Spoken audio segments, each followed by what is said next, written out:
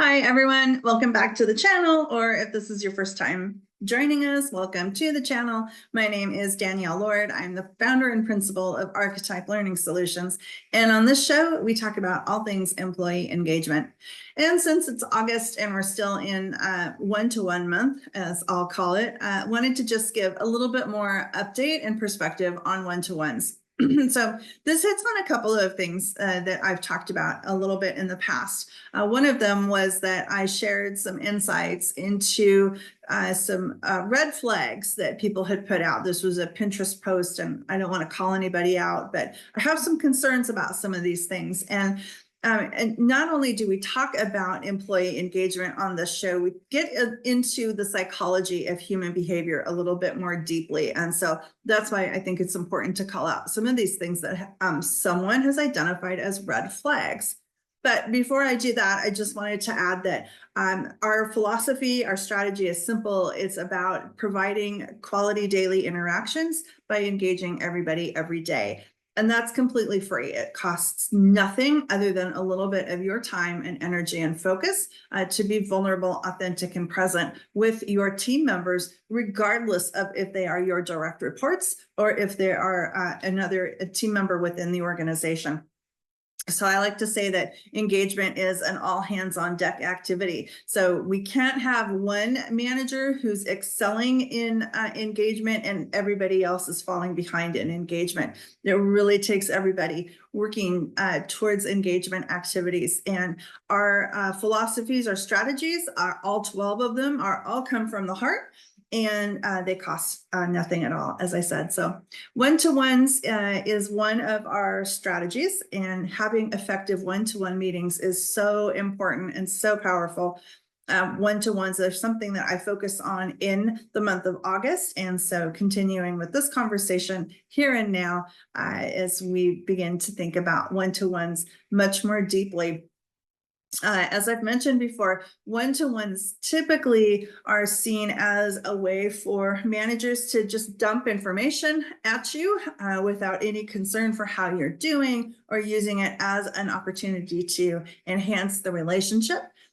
One-to-ones are often overlooked because managers believe that they don't have time to have a one-to-one. And you are not only are you damaging the employee manager relationship, but you're also creating a space where employees have no other opportunity to come to you and share concerns, get feedback, and reset priorities as more tasks and more goals align and kind of pile up throughout the year.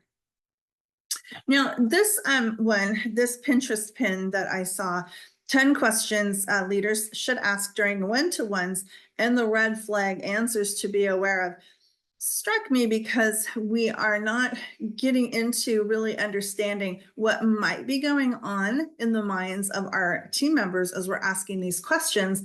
And then because we're seeing it as a red flag, we're automatically assigning the blame or the fault, if you will, to the employee rather than trying to take a deeper understanding of what might be going on. So I just want to talk through a little bit of these. So pardon as I read. So the first question they ask, or they suggest that you ask as a manager, is what conversation is everyone avoiding?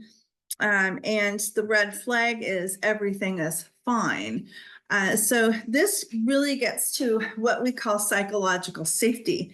And if people are avoiding the conversations and the response is everything's fine, says to me that there is a real deep-seated need or deep-seated lack of psychological safety within the organization.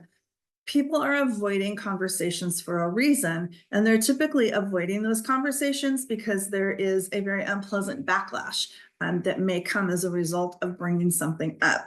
So I have a client that I've worked with for quite a while, and she has shared with me repeatedly that there are things that known problems that are just not addressed in the team meetings or the planning sessions, because to bring it up becomes very problematic, and it's very punitive. The punitive actions happen within the meeting. They also happen after the meeting. And so everyone just avoids it. And the problems continue to just kind of fester and cost money. So bad engagement or lack of engagement usually has a very high cost factor associated with it. And avoiding conversations is one of those ways that those costs add up, and engagement, morale, satisfaction all continue to just fester. So everything's fine answers. That is a red flag, but it's certainly not intended to be a red flag for or towards the employee. Let's see here. Where other one kind of caught me off guard was one thing you would change if you ran this team. Now they're saying that only surface level suggestions are a red flag. Again, that says that there is a real lack of psychological safety within the team, that the manager is saying it's not safe for you to give me feedback. The whole point of using our strategies is that feedback should be both ways, and it should be as often as every day even, because getting that real-time feedback is going to allow you to make minor course corrections in the moment, not make a huge course correction at the end of the year. Just like employee evaluations should never be a surprise. Leaders should be getting feedback on a regular basis. That shouldn't come as a surprise at the end of the year or at the end of the survey cycle when you do the employee engagement survey. This is another reason why I do not believe that employee engagement surveys are the right solution to employee engagement.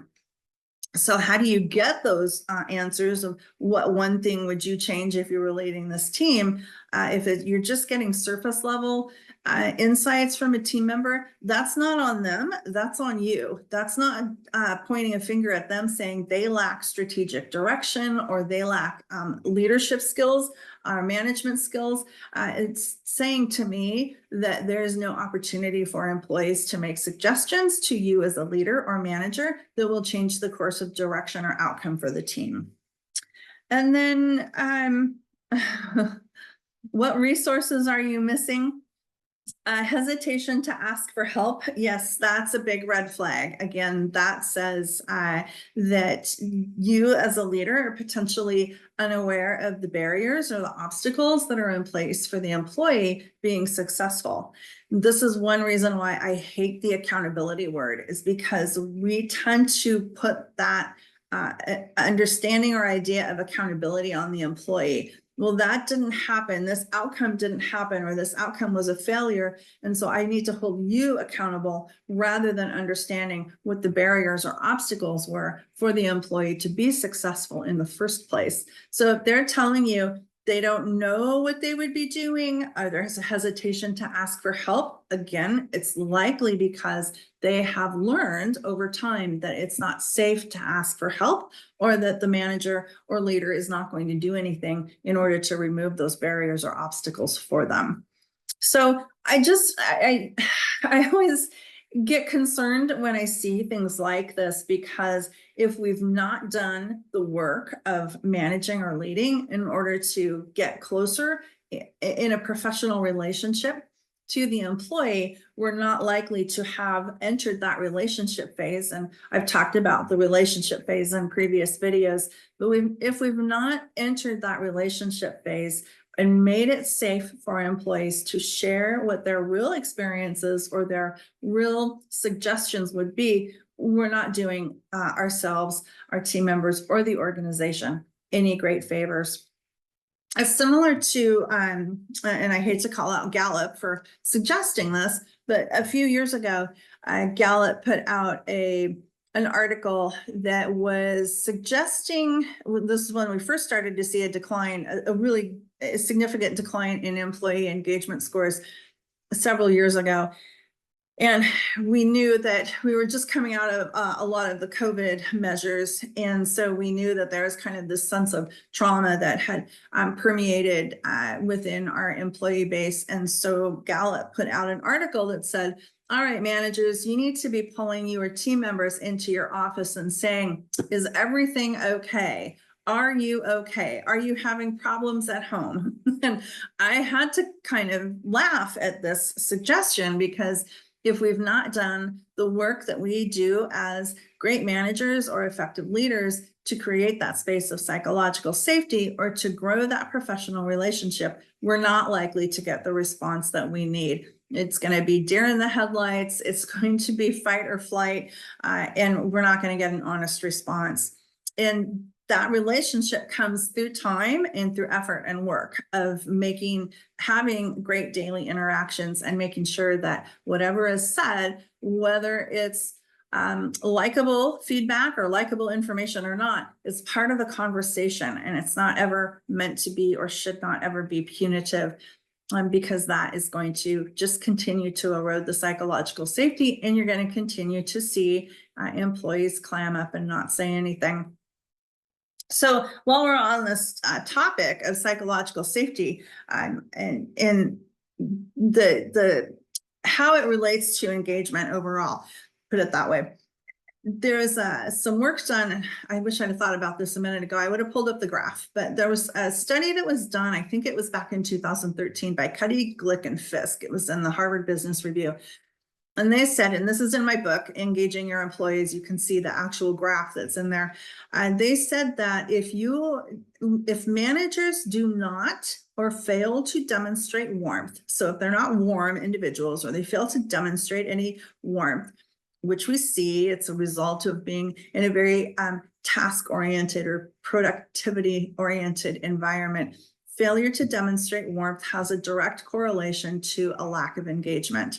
So that's why those relationships and that time spent in developing the relationships with your team members is so important to getting the right answer that you're looking for.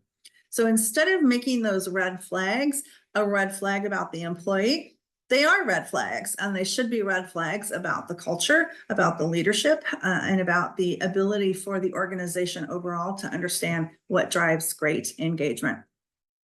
All right. If this content resonates with you, I hope you'll like, share, subscribe, and comment. I'd love to get your input and continue the conversation outside of the video. So please do continue to jump in and lean into employee engagement. And as they say in the emotional intelligence world, if this is uncomfortable for you, if these are new things for you, you just have to lean in and make it happen. All right, until next time, I hope to see you again soon. And remember, engage everyone every day. Thanks, everyone. Danielle Lord for Archetype Learning Solutions, and this channel where we talk about all things employee engagement.